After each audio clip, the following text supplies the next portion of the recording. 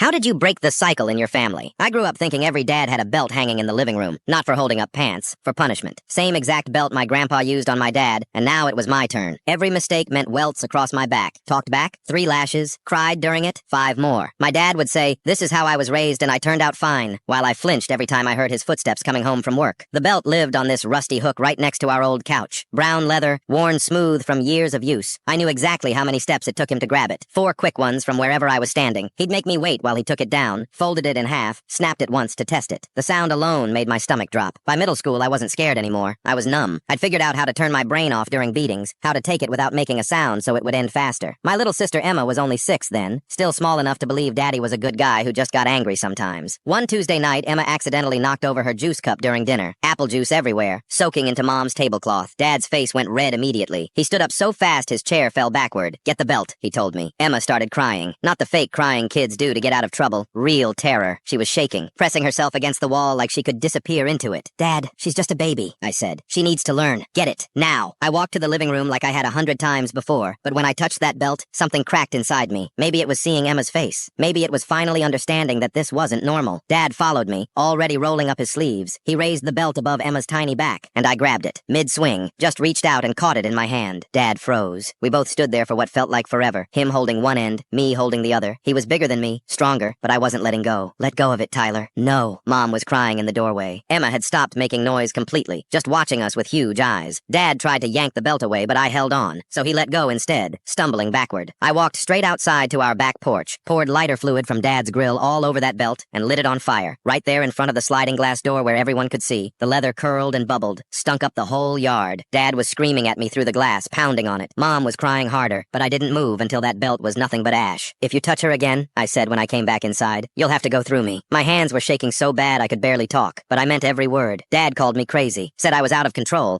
that I needed help. Maybe he was right. The next week, he drove me to my Aunt Lisa's house 3 towns over and dropped me off with a garbage bag of clothes. "You can come home when you learn some respect," he said. I never went back. Aunt Lisa got me into therapy. Real therapy with someone who understood what growing up like that does to a kid. CPS came around asking questions after I told my therapist everything. They removed Emma from the house 2 months later. She came to live with us too. Years passed. I graduated, went to college, became a youth counselor, met Sarah, got married, had a son named Jake, and one afternoon when Jake was 4, he was running around our living room and knocked over a lamp. Glass everywhere. My first instinct was anger, that familiar heat rising in my chest. For just a second, I understood why Dad always reached for that belt. It would be so much easier than explaining, than being patient, than actually parenting. But I sat down on the floor next to Jake instead. He was crying, scared he was in trouble. "What are you feeling right now, buddy?" I asked. "Scared," he whispered. "That's okay. Accidents happen. Want to help me clean this up?" It was such a small moment, but that's how cycles break.